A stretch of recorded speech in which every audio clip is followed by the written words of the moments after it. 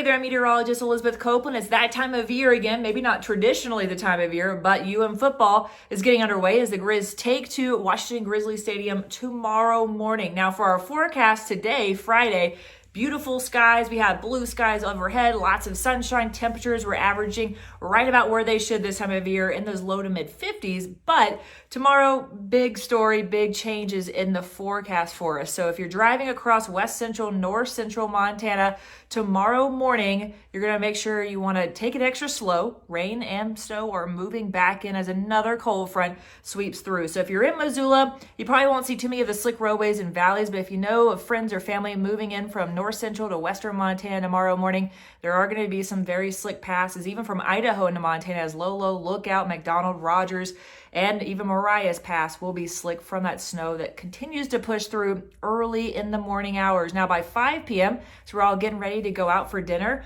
most of us will still see that rain and snow mixing in, a little more isolated at this point, but roads in upper elevations still stay slick, and then we'll still have reduced visibility from falling and drifting wet, heavy snow in lower elevations.